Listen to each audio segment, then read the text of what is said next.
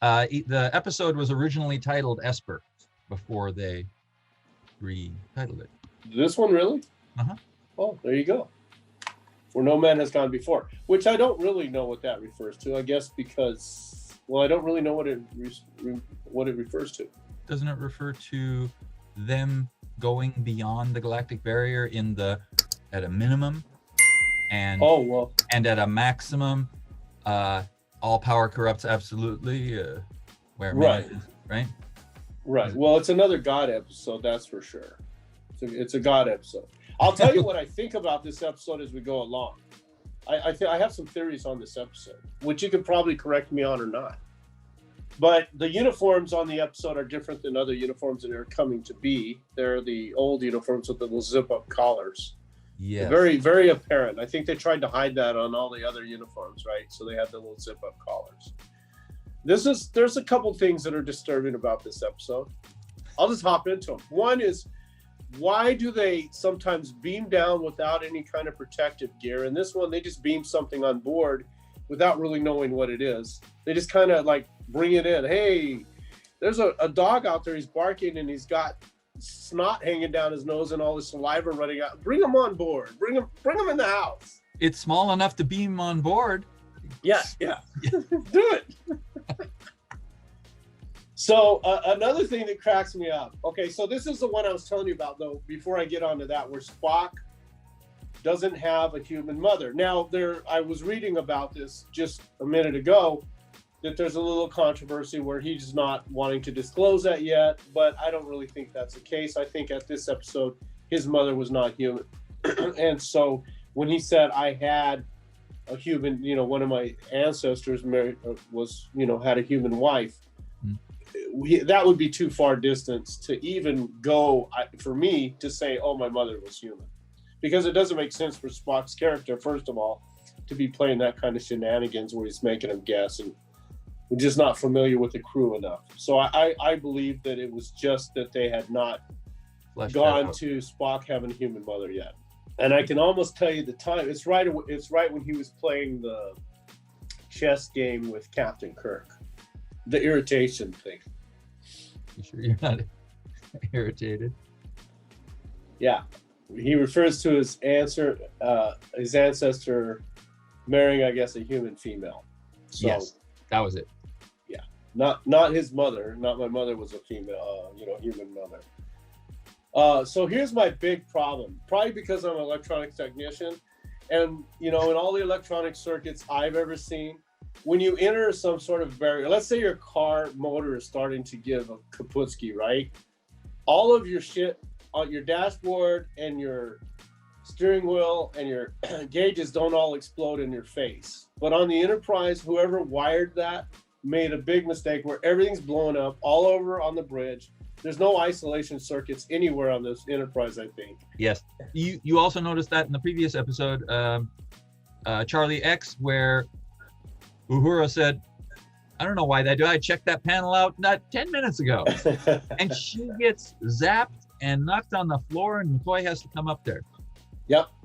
Now, I could see maybe Charlie X just powering that up somehow. But oh, yes. Right. Not. I was interpreting it as he had already made it so that it would do that. No, you might be probably right that he did that right then to zap her directly. Well, not to give you a big boost on this, but I think you're right, because on Charlie X, when he says the baffle plate or whatever was going to fall off anyway, so he just kind of assisted stuff in happening. I think Charlie X did. He just said, well, it's going to happen, or it's going to get shocked on where no man has gone before anyway. We know that the Enterprise is screwed up on the electrical system. Let's just do it now, right?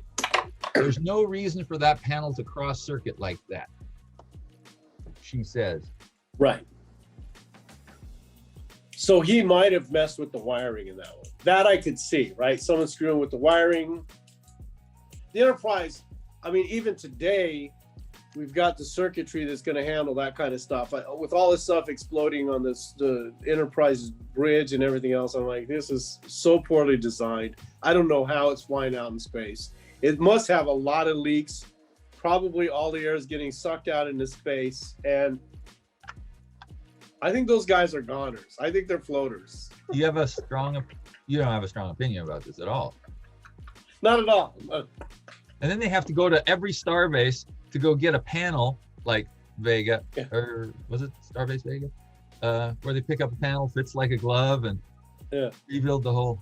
There was and their dilithium crystals are always giving Kaputski. They should figure out something else besides dilithium crystals. We gotta have them. Not in this episode, though. Not in this episode. Right. I'm jumping. Track is how many episodes deal with dilithium crystals. There's a lot of them. I think there's a lot of them. Well, I guess I don't know what my Mitchell thing was. I didn't know until reading the stuff on this, basically the trivia, that he hadn't done 2001: A Space Odyssey yet. The actor. Yeah. Okay. You're right. 66 instead of 68. Yeah. They said he left after this to go do 2001: A Space Odyssey. So there you go. This was before. When did a space? They must have came out pretty close to the same date, right? The movie and this episode. No, this was, I think, in 65, July or so. This was filmed, and the show. Wow, it's September of 66. It was over a year later then that they aired it. Yeah. Right, and I think 2001 was something like 68. Oh, really? Oh, it took that long to get out. Yeah, you got your search foo on there. Like, check that out. Yeah, I can do that. 2001. I mean, every 10 years you got to watch that movie, and then just shake your head. Right. So, old style ship recorder that could be ejected when something threatens the ship. Yeah. Yeah, that was a ship recorder. Yeah. More like destroyed the ship in this case. Look at it. Burnt, pitted. Let's hope the tapes are intact.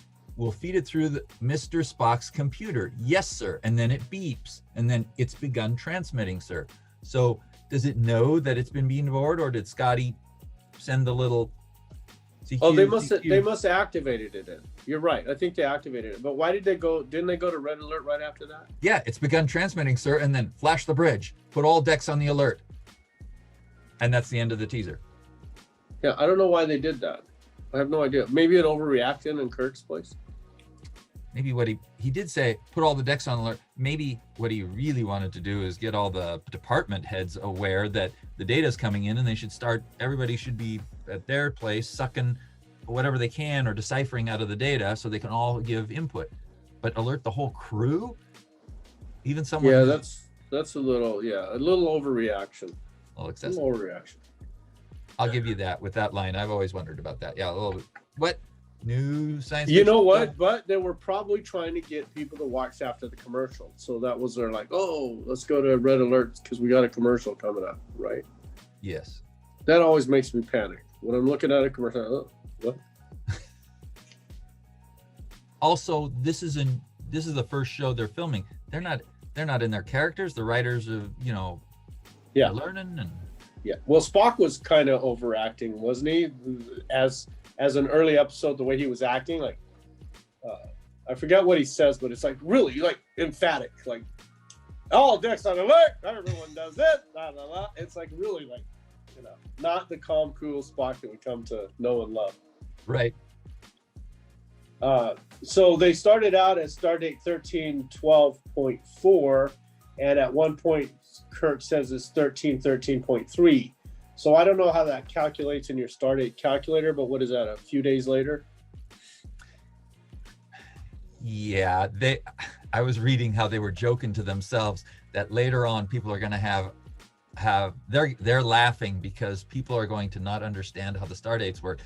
And what I read was they said, well, the Stardate is relative to where you're at. So when the other show has a different time, it's like, well, yeah, but you're over in that Omega star system. That, of course, they're going to have something. It's close, but it's relative to that. So there'd be conversions and calculators. Who said that? That is the craziest thing I've ever heard. You would want continuity, right? Yeah. So you would not have to. You would not say, well, we have to go over to that galaxy to figure out what Stardate we're in. right? That doesn't make sense. No, they have their own star date from where they are. It's all relative. Einstein. No, but when someone on Earth is listening to Kirk and their reports, right? They go, when the hell did this happen? I don't know, but you got to go to the Omega Galaxy to figure out when this was, right? No, that time is encoded on the next to the sprocket holes on that film, and the computer that's displaying this image to you, the historical document, is going to convert. In fact, the mouth will move, stardate 1313.2, and it will actually say something different.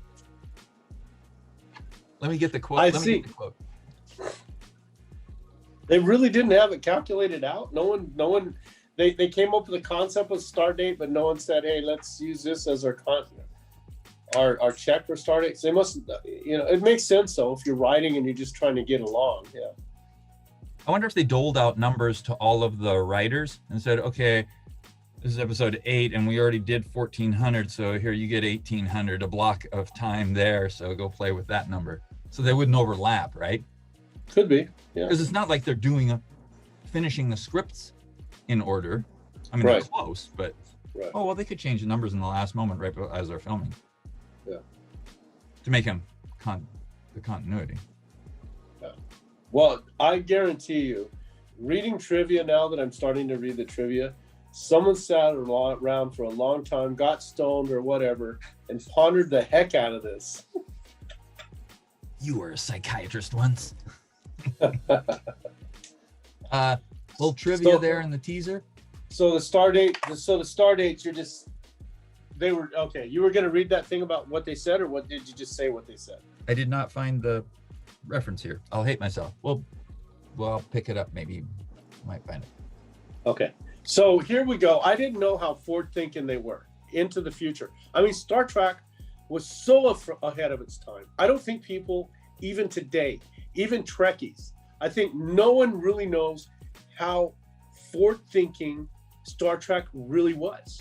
Because you got the guy that's supposed to be watching the planet.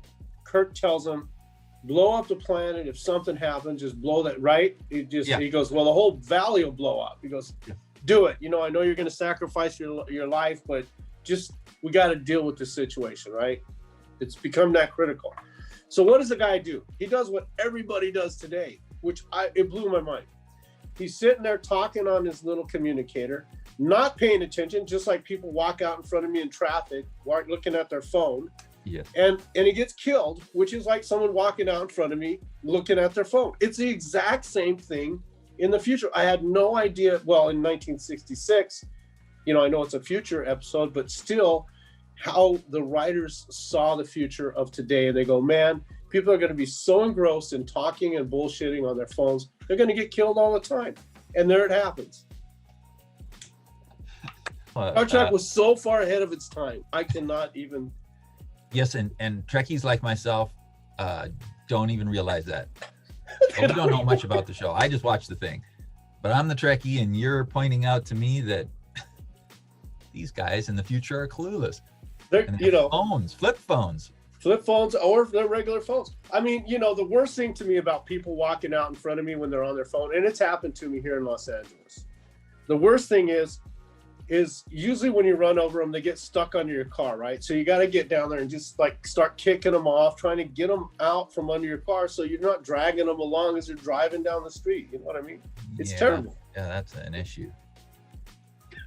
That's specific to LA? Well, no, I don't think so. I don't think it's specific to LA. I think Star Trek foresaw the future. Yeah, really did. Okay. These writers are great. I'm just getting a new appreciation for these writers. Now, I think because now we have the cleaned up versions, I couldn't find some of what they were talking about. I did not see the string that was pulling that cable up that choked the guy. The wired cable. I didn't see that. So, But you could tell from the way it wiggled. Yeah, you could tell, but I couldn't see it. So they must have cleaned it up on CGI, right? Or cleaned up with CGI, right? Well, I can't say that I've seen it even in the old one. Tells me how much you Trekkies look at, or Trekkies look at these episodes, because they said also there's a hand that's pushing that rock over onto Kirk. You can see the crew's hand. I can't see the hand. I look back and I don't know where the hand is, but But you read that, and Yeah. what scene was that? Where the rock's teetering, gonna fall onto Kirk into the grave. Oh, you're saying someone says that you can see someone teetering in that? The hand, yeah, you can see the hand on that big rock where the crewman's like rocking it back and forth. Yeah, I don't see it though. And they also say that you can see the explosives on the rock when Kirk is firing at the rock with the phaser cannon. You can also see the explosive before it goes off. I don't know. I didn't look close enough to try and find that. I did look for the hand, and I did look for the wire that was holding that cable up. Yeah. Choke up. The phaser cannon, and they said that the phaser cannon was never used again. It was used as a prop, but never used. And then James Archer, people are having a controversy about it, saying the gravestone saying James Archer. I have no problem with that. It could have been, and then they even had a debate when they were cleaning it up on whether or not they should remove the R and put a T there. Right. And they decided just leave the R because it was too much work to change it to T. You're saying they not only floated the idea of changing it. Okay, I can see them talking about it briefly over coffee, but you're saying they said they wouldn't do it because it's too much work, but they wanted to? There was, when they were cleaning it up, what I read in trivia, it says when they were cleaning it up, some of the people cleaning it up wanted to change it to T, and the other ones, no, leave it alone. So there was a controversy between whether or not they were going to do it or not. And some people said, no, leave it. And then I guess the decision was made they said, it's too much work. I forget what they call it, some sort of looping or something, some sort of, I can look it up real quick. Rotoscope. Rotoscope, yeah, exactly, rotoscope. Yeah. Which I don't know exactly what that technology is, but I think that they were it very doesn't seem like it'd be restrained that. overall. They did not do too much when they did all of this repair work, the CGI stuff. I think that would have been stepping over the line. On cleaning it up, or just right, with their budget. that's part of the was that a mistake? You gonna fix that? No, that's part of the lore now it's like there are reasons why perhaps someone has already written a book, way back when, the paperback books, Valentine books, that there's a reason Gary put that there, because he always thought it was R, or there was a misunderstanding, or there really is an R, or I would, if I was voting, I would have voted no, that's too much, don't change it. Yeah, well, they decided not to, as you could tell. And they may in the future episodes, who knows? The debate may still be raging out there. And you might buy your new collection next year, 20, how many years has it been now? What anniversary are we at for Star Trek? It was 66. So 2006 is 40. Yeah. 16 is 50. So 20, so we're going to be in the 26, right? For the next big one, 70, right? Yeah, we could. Where they already scanned it in 4K, I read, so they could release it in 4K with every flaw and nose hair and gone. Yeah, because they did say Kirk has hair on one of these things on his chest, and then he doesn't have hair on his chest, and they decided they're going to trim his chest hair on all other episodes. Now they do say, which you can obviously tell when they're in the fight, that it's all their stunt doubles. It's very obvious that it's their stunt doubles fighting Mitchell and Kirk. So here's my ideas on what this episode is really about. I think that we were having issues back in the 60s. We had gotten done with World War II. When did that end? 43 or something? You ask questions that we are now going to admit we never went to history class. So it ended in 1945. So started in 39, ended in 45. So this isn't too long after the World War II. You still had all your vets. They were 20 years old, 18, 19, 20. You're in the 60s now. So let's say 20. So that's not even, well, it's 20 years later. So they're in their 40s, right? So they're making, Gene Roddenberry was a pilot for, I don't know which one, Air Force or something. I think he was an Air Force pilot. Let's just say yes to that for now. So here's my thing. I again, it's like, it's a fear of the gods. First of all, they put a god up there, and then we got to fear gods, right? So there's that theme there is that because again, this is kind of early on before the non-interference pact or whatever, and they want to kill Mitchell, right? They just Spock is like, just kill him, man. You're not going to be able to contain him. Kill him. Which they could put him on a planet again. Maybe I'm too much of a pacifist. I don't know, but they could have put him on the planet with that woman with a salt lick. With a salt lick, and just put a buoy and said, "Look, man, there's some heavy-duty S going on here. Stay the hell away. Don't even get close." Unless they got so powerful, like that other, like the first pilot that didn't show, where they're so that they could control the minds from many, many, many, many light years away, which could have happened, and Spock could have been afraid of that. Otherwise, I'd say just put him down. I mean, he was fine on the planet, right? I mean, but they didn't get away. That was the objective, wasn't it? To leave him stranded there? Well, I don't know. Captain Kirk goes after him, remember? With the phaser cannon. Because he converted another of his staff? I don't think that was it. He didn't convert the staff. She was converted because of the... Yeah, but they didn't see that. They were lying on the floor at that point. You think they thought it was because of him? That he was the one that converted her? Well, they're both gone. They don't know anything about conversion yet, right? It only took a little longer for me. He doesn't know that. Gary came out and zapped them to the ground, and then invited her into his cell and took her over to the mirror and you want a utopia here? I'll make you, and just like that. And she's all fascinated by what he's done. You know I was talking about Kirk. Why is Kirk chasing Gary? He's already on the planet. Grab your dilithium crystals. Get the heck out of it. Get your little panels. Fits like a glove. Go. And then mark this site as off limits. Don't visit this place. Yeah. They've done it with other ones. I mean, I know I can't be talking about other shows right now, but just say, hey, you can't go around here. Just stay the heck away. Set up some space buoys like in OK Corral. Come on, what's the? Oh yeah.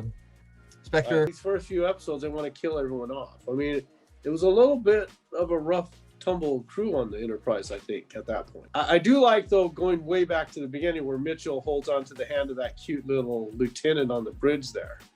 It's Smith, sir. Yeah, guys are always looking for a reason to kind of hold a pretty girl's hand. I mean, but it looked like she was complacent in it. She wanted to hold his hand too, but it was kind of funny. They're entering the thing and they're holding hands. Okay, so there's two scenes where they're holding. One where she approaches and he reaches back. Yes. And she puts her hand in there. And did you see how awkward that was? She's trying to bend her hand around because he's facing forward. Right. Her hand it's a very awkward move. Yeah. Where she's trying to get her hand around there. And then later on, they do it more natural where the camera is from the side again.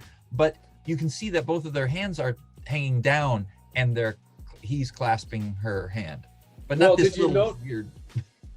Yeah. She was just kind of barely holding it because like when he gets knocked to the floor, she just lets him go. There's no holding on to his hand. It's just like touching his hand, I think.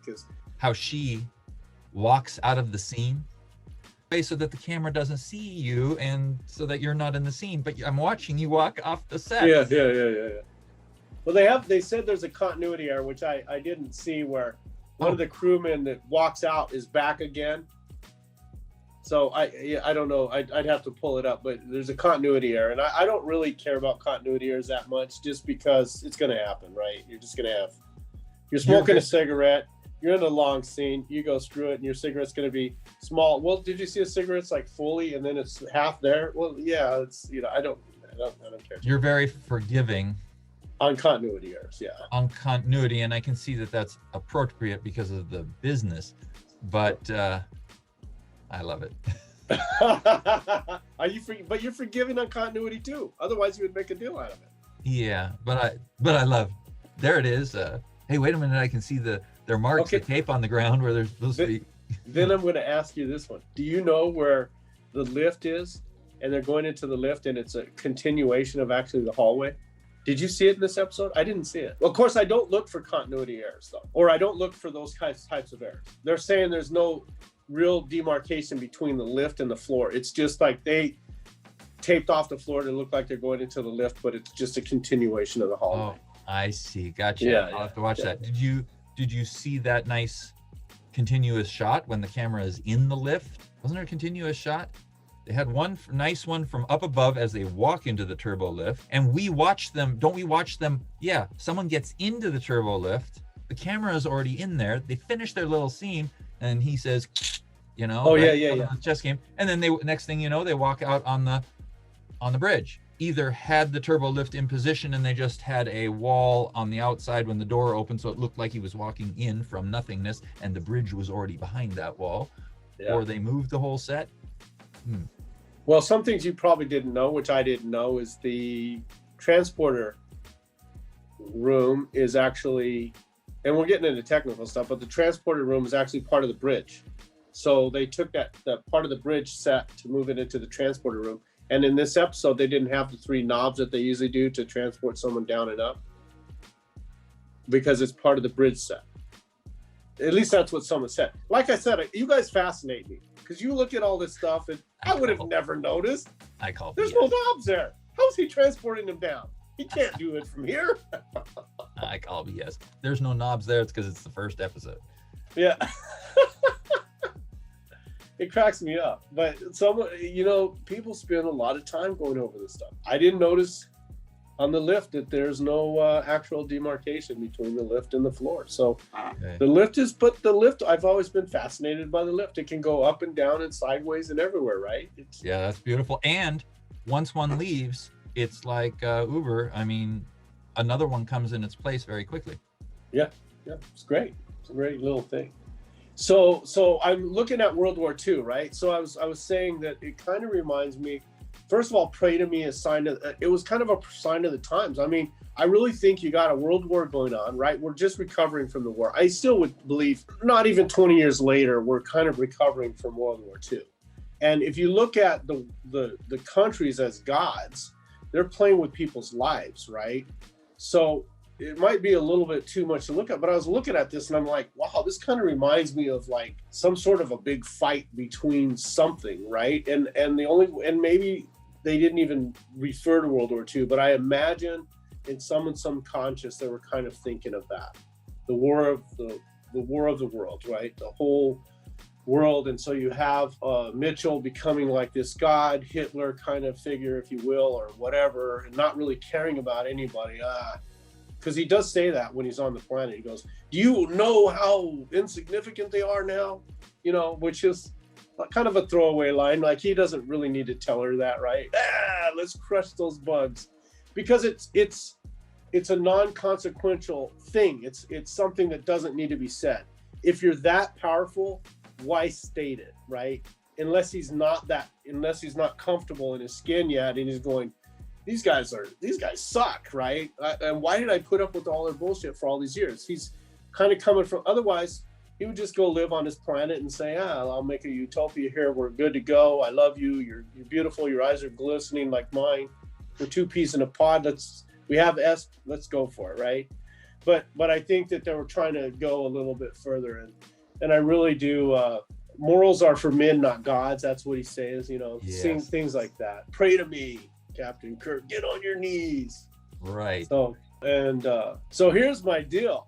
The ending thing, right? The rock falls on him into the grave. You kind of think it's over, right? Right? She dies because she's had this epic battle with another god, which that's again World War II stuff, right? Country against country, this fighting between 2 superpowers, and then one of them just kind of gives out. She just kind of like, I wasn't formed yet. I'm just a new country, right? But then the rock falls into the grave, right? And I'm assuming that most Trekkies think that Mitchell is dead, but you know what? He is not.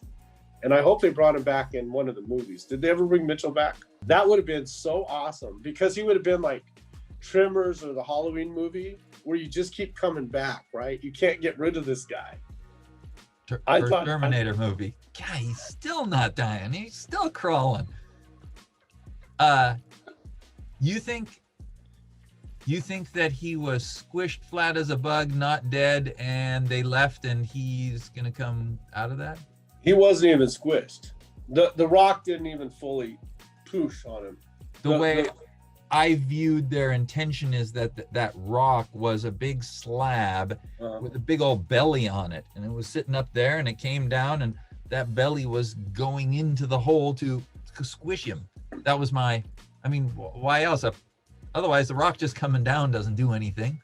Right, that's my point. They thought that it was like exactly what you described, right? Squish. It's coming down, it's squishing him like a bug. It didn't though. The ledge of the grave held it up from him. He's got godlike powers. He's just like going through the ground like a little worm right now, just kind of, and he's going to pop out somewhere else. Well, what did it do to him? Because they got away, the fight was over, spent some time talking, and then they left. Nothing happened. He had to be killed. Remember, he's just recovering, and Kirk gets out. Luckily, he doesn't know it. It's kind of like leaving that guy on the planet, right? He doesn't know what he just left behind, but he left a mess behind. He just doesn't know it yet. And so, honestly, I don't think we've seen the last of Mitchell. He's going to come back. Maybe after you and I are gone from this earth, someone's going to resurrect Mitchell, though. Someone in one of the episodes of one of the future movies of Star Trek, they're going to resurrect Mitchell. He's going to be... maybe he was already in a book. There were plenty of monthly books written. Yeah. Well, they said this one was the first episode that was made into a comic book. I think they said this one was the first one that they translated into a comic book series thing. Gold Key Comics, ones. Did they follow any of the stories? I don't know. What was his name? James Blish. He wrote the adaptations. Well, he must have written this one. Whoever. Yeah, right. They said it was almost word for word. Only because I'm reading what you guys say. That's all I wouldn't know this. Because you're not a Trekkie. I'm not a Trekkie. I'm a fan of Trekkies, though. I am a fan. A Trekkie fan. A Trek-or fan, a Trekkie fan. So what would you call me? A Trekkie-E? No. You're video buff. What's a fan of a fan? You're a fan of fans? I'm a fan of fans. You're a generation away. You're a fan of fans. I haven't quite made it to step up to the plate. I'm not stepping up to the plate. I'm just saying, you guys go. I'm the guy behind the scenes. Hey, go for it, buddy. Go for it. Honey, is that what you want? You go for it. Let me go through my notes here and give you some trivia. Things that I noticed. Okay. How come you don't put it on your notes here? You got to write them in your notes. Okay. All right. Okay. Go for it. Let's hear your trivia. Let's hear Bruce's take on this whole thing. These are off-the-cuff stuff that I wrote down as I was watching this episode in 1991. Okay? Cool. Great. The turbo lift appears to be larger than normal, as in maybe first season, second season kind of stuff. The turbo lift scene from Gary entering to exiting to the bridge is amazingly one shot. Background noise confirms that the turbo lift is being moved. Okay, so maybe nice. And maybe there's some motion there. I'd love if someone confirmed. Bruce, as you're going through this, in 1991, was it this cleaned up version or not? Because the one I was watching was kind of a cleaned up version. So you saw an earlier version. Yes, this is Laserdisc, and so it is marginally better than VHS. Instead of 320 lines of resolution, horizontal lines, it's 400. I mean, it's a noticeable sharpness. But it has not been cleaned up. No, there's no audio that they did. Perfect. They didn't do the audio. They didn't do the video. I think it's important for people to know this because you're referring to an earlier version than what most people are going to be watching, I think, now. So that's cool. I think it's a really cool thing because like I said, I can't see the wire that's holding up that cable. I can't see it at all. I don't think I've ever seen someone obviously can see that somewhere. Yeah. The science station has a wired ear speaker. Remember, he pulls that out. Oh, that's right.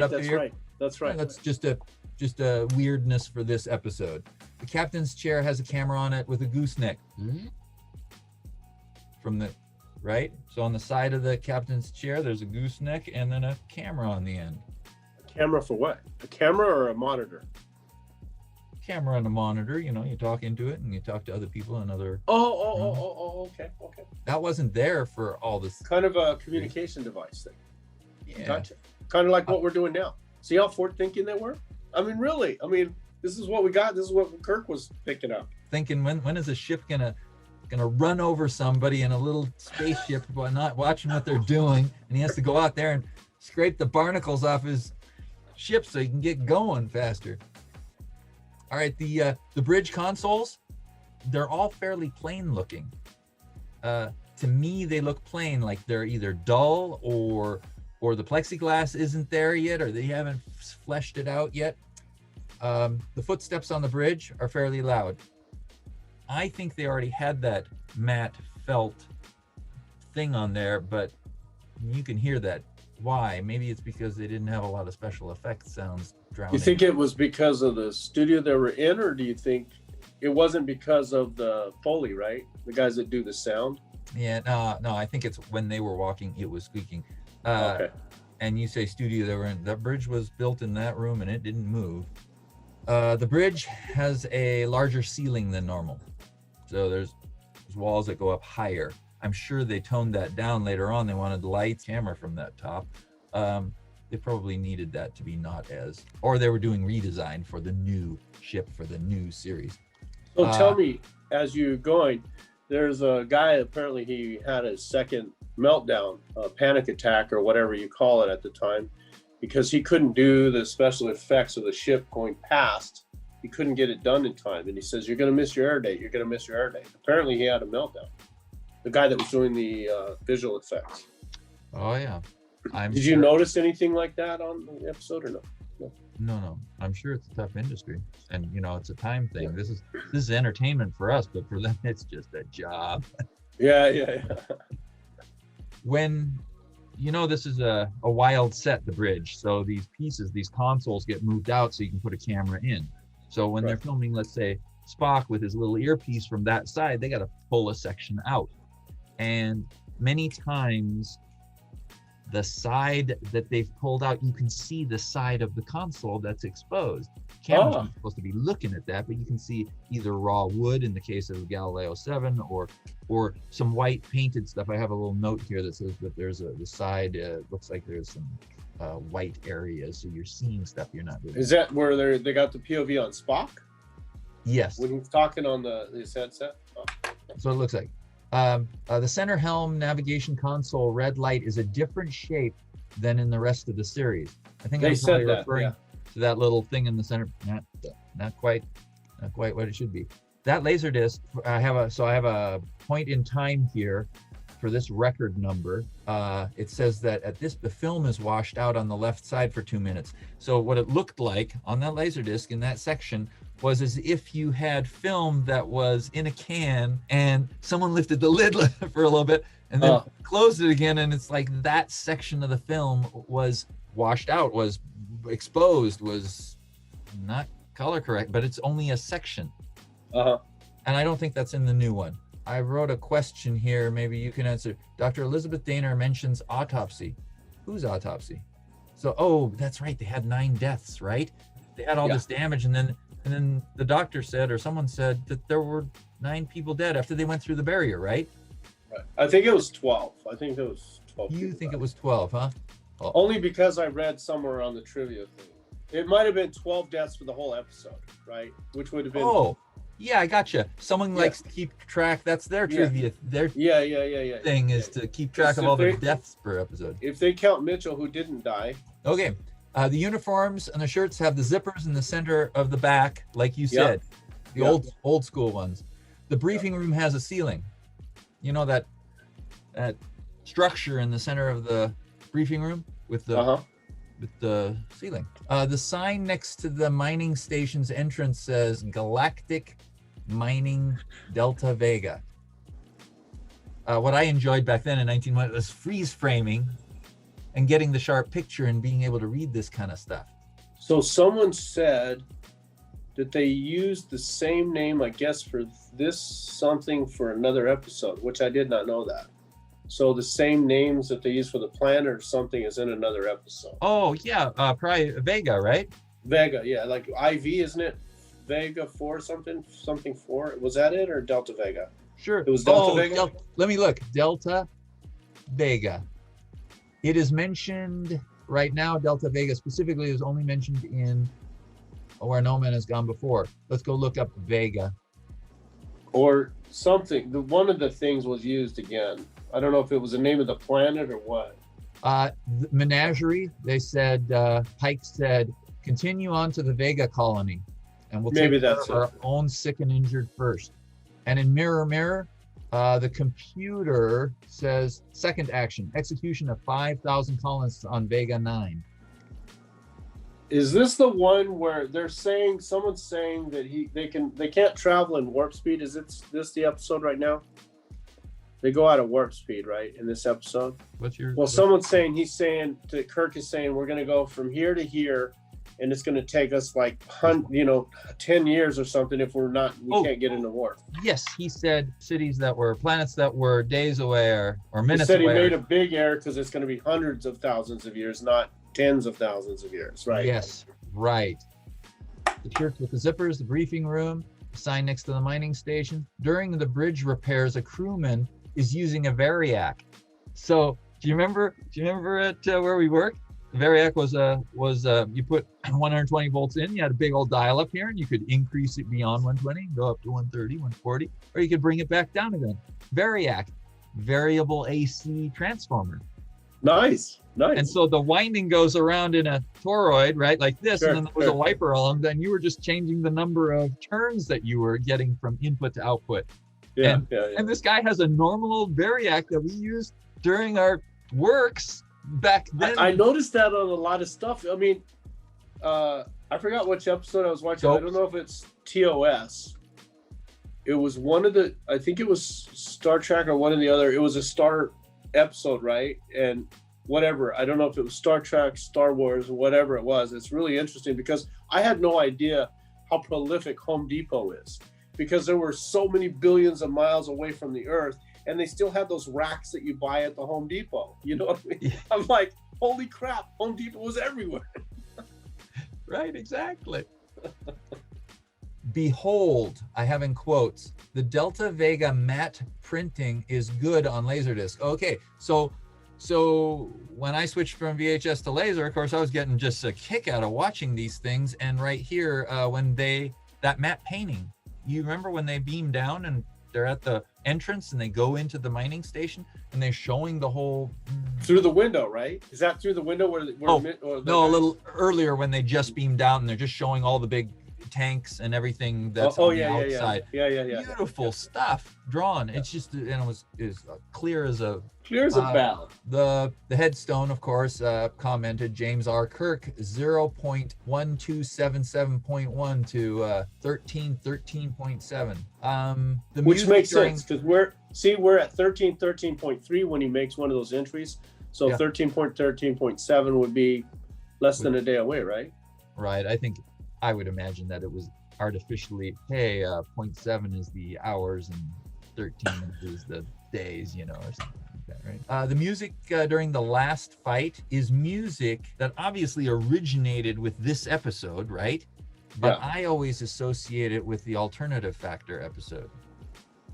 It's just, every time I hear that music, I'm thinking of the other episode, because they reused these. Right, sure. Communicator, they had the old style communicator in the conference room, the one with all the transistors visible. Oh, okay. That's what he's using on the planet surface too, right? When he's talking to. Yeah, I think so. Or even Kelso, right? I think those were all old ones. Yeah. Kirk's right hand is bandaged, and so was the navigator's in the cage. Remember, in the cage, it was bandaged though because they were talking about the fight they had on the other planet before they got to the planet where the not the Thasians, they recreated that kind of that fight sequence there on that planet but everything's the same except for the girl, right? Remember? Yeah. Well, the navigator in that episode had his hand bandaged because they had a fight. Well, that was kind of interesting, but I also noticed here that Kirk's right hand is also bandaged. Cool. The phaser rifle is cocked by rotating the barrel, or I'm not sure. Someone who studies this stuff, this tricky stuff, might be able to know that. Is this thing only worth 3 firings because it had 3 barrels and you turned it 3 times, and before he left to the pointed peaks, he turned it. Well, is that just cocking it, or is he only have 3 real good shots out of the thing. I really wonder who designed that phaser pistol, because it's Rifle. a very The rifle. I'm talking about the rifle. Yeah. Okay. The phaser. I think they call it a phaser cannon, don't they? Phaser cannon. Did you order the phaser cannon? Oh, did they say? Hold on, we gotta look that, because there is an episode where they use a cannon. Hold on. I think this is where Kirk goes, I didn't order a phaser cannon, and Spock has the cannon, and he goes, oh, never mind. Right where they're in with the guy here. Let me see if I can find it real quick. The phaser rifle is called. Did Mr. Spock get the phaser rifle? It's called raised rifle. Okay, phaser rifle. However, there is a cannon. Yes, in the credits and in the menagerie and in the Apple and the Enemy Within. Yeah, and they had a cannon. Remember the cage? They were firing at the door. But they didn't know that they were actually destroying the mountaintop. That's right. Yeah. Now that's a cannon. So the phaser rifle, I wonder who designed that, because it's a very interesting, like the antenna at the beginning of it. Well, it's got it on the Enterprise too, right? It's like a receiving antenna. Oh, on the end? Like a satellite dish. On the end of it? On the end of the phaser rifle, yeah. Yeah. Well, it's got it on the front end of the Enterprise as well. Oh, are you referring to the dish that's behind your head on the front of the secondary hull? Right there, yes. Yeah, but there's no phasers coming out of that thing. That's a not a phaser. That's a receiver, right? Isn't that a subspace receiver? That's what I always thought that was, a communication receiver. Is that not what that is at the beginning of the Enterprise there? I would think so. It's not a buzzard ramjet for collecting hydrogen to go into those nacelles at the top. It's a dish for what? Communication, perhaps? That's what I thought. But if we let's look up phaser rifle. Or is it sweeping the area ahead of it to clean out all of the micrometeorites so they don't keep ripping the ship apart? Very good point. The reading. Phaser rifle does not look anything that I'm looking up online, does not look anything like what we're looking at in the original series. Oh, there it is. Okay, now I found one. Okay. Yeah, look at the Phaser rifle. It's got the little parabolic. That's not a parabolic antenna, is it? What's a parabolic antenna? I forget. It's not as flat as the one on the front of the ship. Right. So parabolic would be half of a parabola's curve, right? A parabola would be these 2 points, and the radius goes around them, and then it connects together. The parabolic. Well, it is a parabolic antenna. It is like a parabolic then, right? Parabolic is an antenna that uses a parabolic reflector, a curved surface with the cross-sectional shape of a parabola to direct the radio waves. Yeah. But the one on the ship there in the front is not a parabola. It's not? Oh. Well, because, are you saying, it's part of one? Well, it looks to me like, I always thought that was like a receiving antenna. With what we were looking at the beginning, the front of the Enterprise right there, was their subspace communication device. But I could be wrong. I mean, that's always, well, I don't know, dude. I'm just looking at it, and I'm looking at it here. They're both parabolic antennas. I can't believe my brain really pulled that out from somewhere. I don't know. Just like I'm agreeing with you. Yeah. So the parabolic antenna is like at the end of the phaser rifle, and it's at the beginning, or the shooting end of the phaser rifle, and at a parabolic antenna looking thing is at the beginning of the Enterprise, which I don't know what you call that section. What do you call that section of the Enterprise? I'm sure you know that. That's the secondary hull down below. Secondary hull. Does the hull, the main hull, come off on this one? It doesn't detach like the new one, right? It does. There is no episode in the original series where it separates right below the primary hull, but it's in all the blueprints. We all refer to it. We all know it. Wait, I said that they never separated. During the original series, you said. Is that true? Did they in the Ultimate Computer? No, the Doomsday Machine. Did they separate? I think there was one episode where they did, but I'm not sure if that was the original series or one of the remakes or one of the movies. Yeah. I think they say, you're right, the Doomsday Machine. They do, don't they? You're absolutely correct. I think you're absolutely correct. No, maybe you're not. I don't know. Bruce, by golly, I'm going to go get me a parabolic antenna. I'm going to make me a phaser one. That's all there is to it. It helps you it helps you aim, right? Aim I don't better. know. I think it must concentrate the whatever, right? It's a concentrator. No, I will not buy that a beam is coming out of a little antenna. Then look at that phaser rifle, dude, because that is definitely a parabolic antenna at the beginning of that thing. Could be, but I don't want to think too hard about, hey, they're having a bunch of photons being ejected or high energy coming out of that little old piece of metal at the front that's just gonna, no, there's got to be a barrel maybe in the center where something's coming out, or something below that, and that's just the sight or the Dude, I have to tell you, whoever designed that was a poor designer. Because usually a parabolic antenna is, I guess it could transmit radio waves, right? But it's usually used to, you see them all over for satellite dishes because it's receiving satellite signals, right? So can I use a parabolic antenna for a phaser rifle? Let me just look that up. We're just getting silly. I love it. Star Trek's phaser rifle helped sell the series. Okay. Into that. Okay, I'll have to pull this one up. It's pretty funny. You're right. There's your tubes. Oh, there is. They got a picture of it too. Well, apparently, Star Trek's phaser rifle helped sell the series and was never used again. Oh, now they were saying, I'm not reading what it says before that, but it says now all they needed was a big, awesome laser gun. Fortunately, another TV show had a seriously cool firearm. Napoleon Solo's gun from The Man from U.N.C.L.E. had become one of the hot toys of the day, so Gene Roddenberry reached out to U.N.C.L.E. producer Norman Felton to find out who made the thing. There you go. Okay, so you got, hey, I like it. I like the way it's firing. It's actually got a little antenna on the end, but if you look at a picture here, it's actually firing a laser beam, a green laser beam. So there you go. Do you have one of those you're not telling me about? I like the handle. The handle looks like a drill handle, though. I think he went to the hardware store and just got a drill handle for the back, because that back doesn't really look like it does any functional thing for it. Is this the guy that designed it? Is it Feinberger?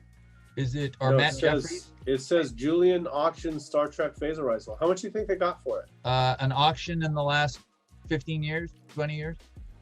I don't know when it was.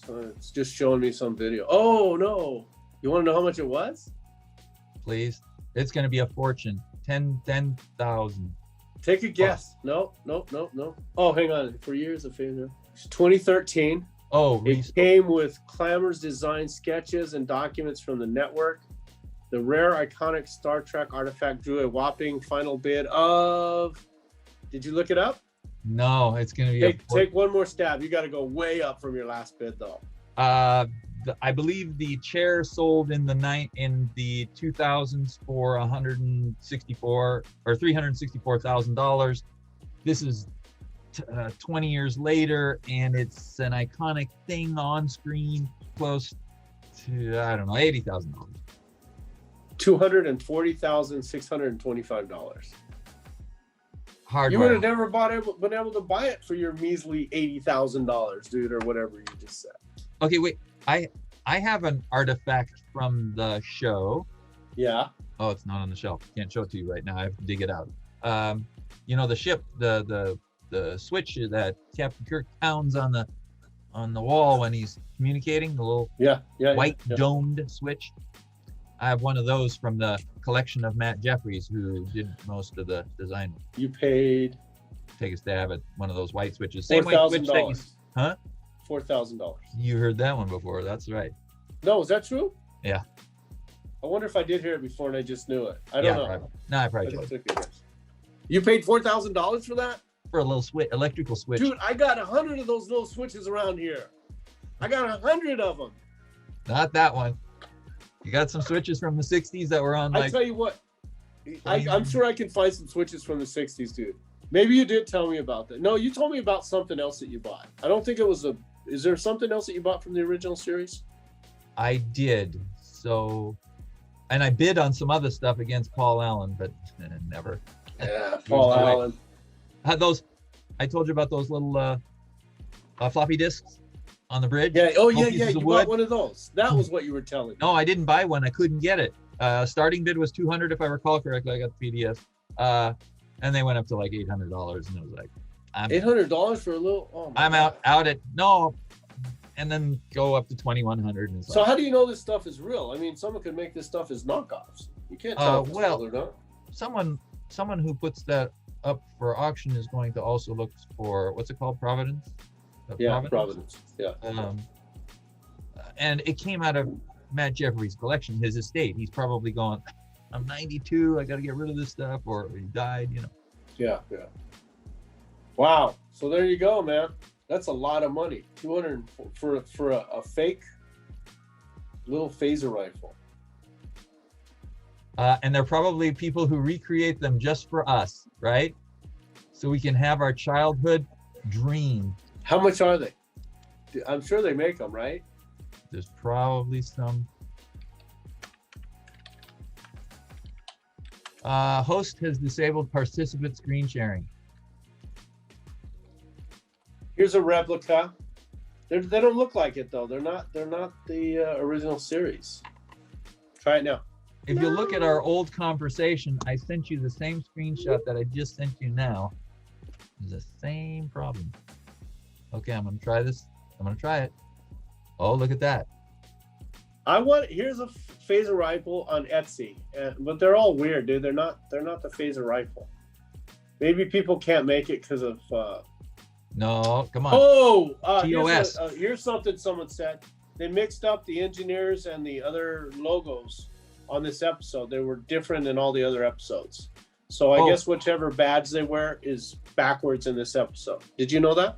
No, I didn't know that. I didn't know that either. I gotta watch that. There's a lot of things I did not. Oh, here's one here. Oh, it's only $16.38. I'm gonna buy one. You're gonna start seeing a lot of weird stuff everywhere in my. What is that weird thing? $16.38, dude. It's a kit. You can actually build this thing. Yeah, it's 5 inches long. Kevin, Yes, sir. What? are you saying that was wrong? On the one episode that we just watched, yes, where No Man Has Gone Before, they flipped them on two of the ones. The engineer, I think, I'd have to look it up. Engineer and something else. Yes, that was wrong. The badges, and that's the only badge that are on the uniforms, right? Right. Besides the. Yeah. Someone says that it's backwards. One of the fans. Oh, body count was 12. That's it. That's what I'm reading here. It's listed as one of the 10 essential episodes. I'm not sure why that is, in Star Trek 101 by Paula M. Block and Terry J. Erdman. In this episode, they mentioned space warp instead of. I mean, it's unusual. It's the only episode I think they would mention space warp. What was that again? Space warp. Space warp. Okay. So that's what they call it? I think that makes better sense, right? Than warp drive? Space warp? You don't think so? It's warp drive, buddy. It's in all our but our space warp makes sense, right? Because let's say that you're warping space, you're folding space. So you got this long plane from here to here. Yep. Then you fold it and you're there already. I love it. I love space warp. I think it's cool. Mark Piper is the doctor. Right. No normal bones. Okay, at around 40 minutes, you can see hands pushing the boulder towards Kirk as he inches atop the bouncing rock. So at roughly 40 minutes. Let's see if I could see that real quick.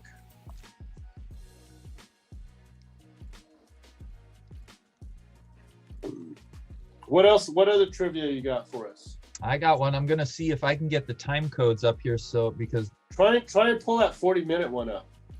Yep. Oh, I see him crawling on the rock. I see what they're saying. He's crawling on top of a rock.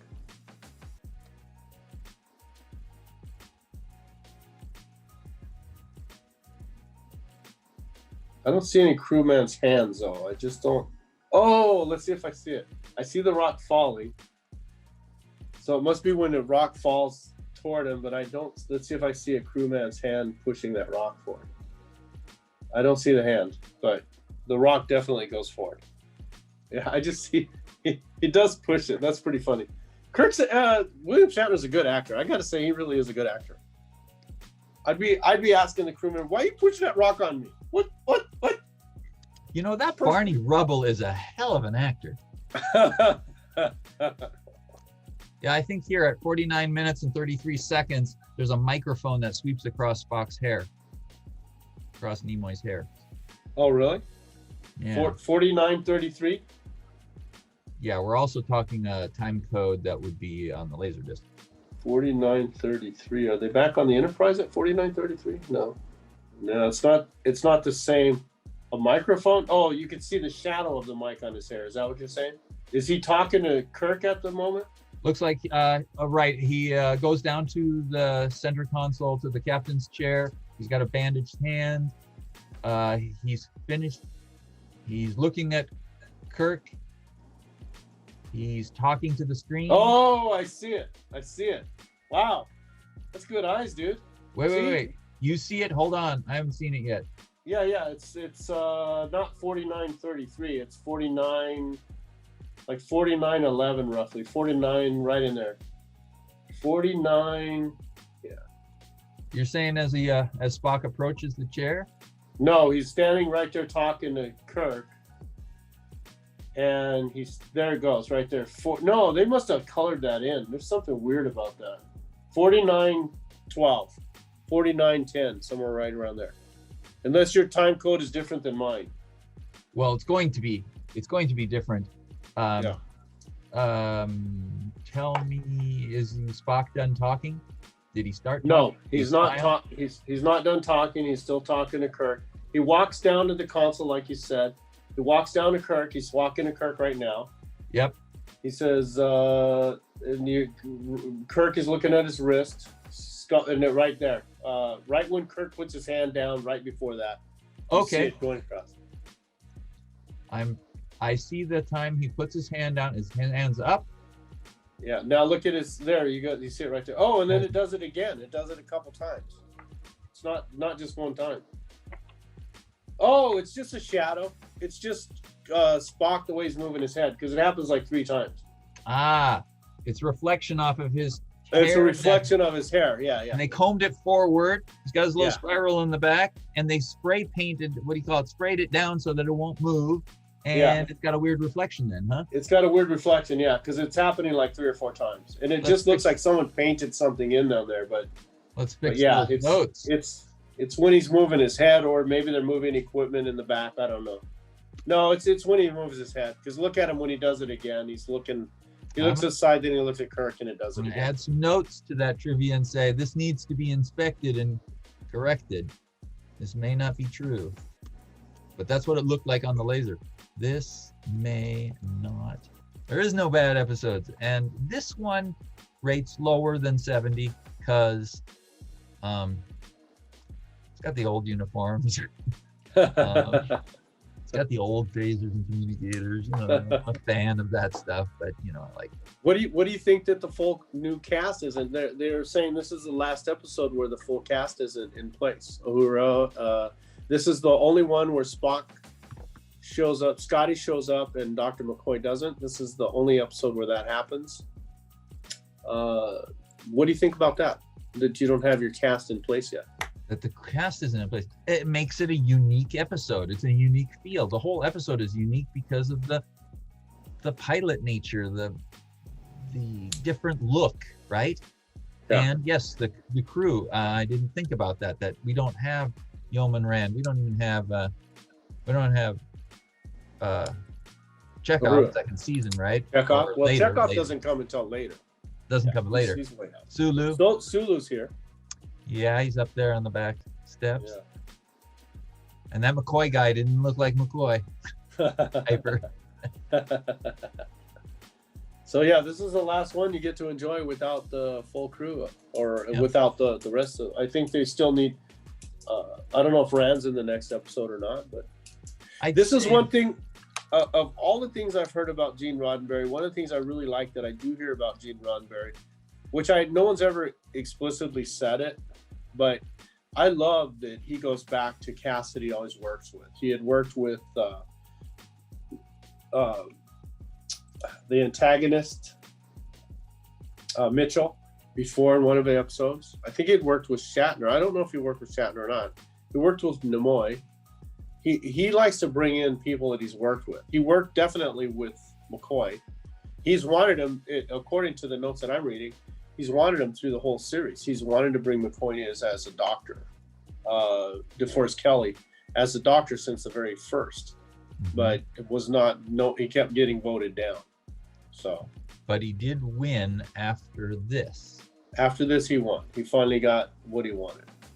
But I do love that about him. It seems like when he came across an actor that he really liked, and then that poem that Mitchell reads, I didn't know that, but it was a poem that actually Roddenberry wrote about his aircraft during World War II or whatever his aircraft was. I don't know if he was flying in World War II or not, but his aircraft, he wrote it. The wings of something is actually about his airplane. That is awesome. Yeah. According to the fan people. Slendered feathered things with grace and upswept curve and tapered tip. Yeah, that's about his airplane. At least that's what someone wrote. One of the fans. My love has wings. Wow. Nightingale Woman, written by Tarbold on the Canopius planet back in 1996. Right. But it was actually Gene Roddenberry who wrote it, and whichever one he wrote it in. Cool. I did not know that. I did not know that either. See, I'm learning so much as we go through these episodes that I did not know. As a casual outside observer, you are incredible.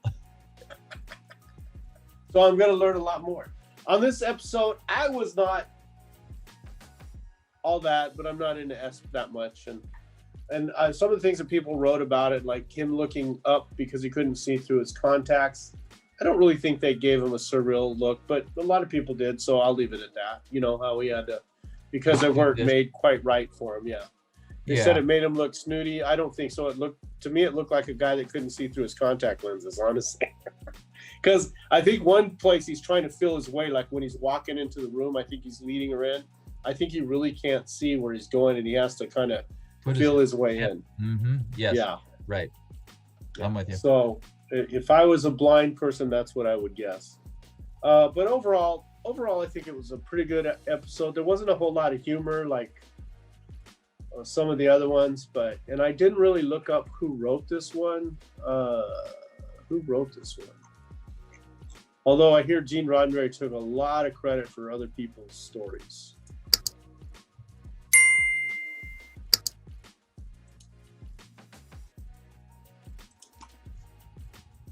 Samuel Peoples. Do you know Peoples?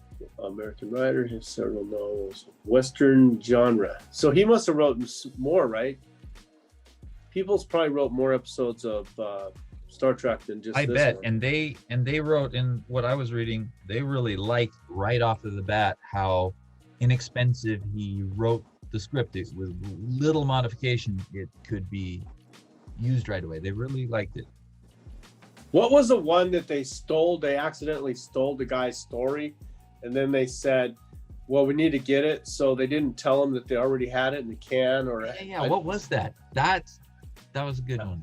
I'm going to look for that one because I think that's going to be good. Frank Gruber. He created a lot of Western series, Lancer. So I imagine, honestly, that he had probably, he was a friend and colleague of Gene Roddenberry. It says it right here. Oh, he was asked to write the second pilot, Where No Man Has Gone Before. So anyway, there you go. I think this is a wrap.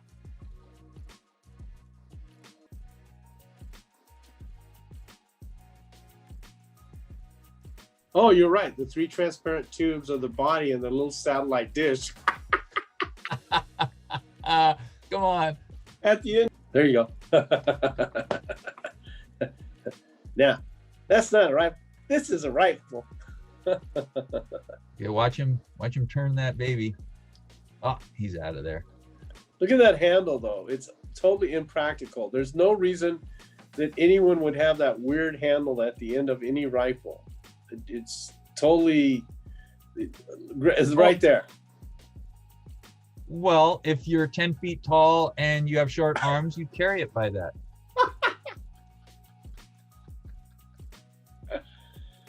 Don't aim that thing at me.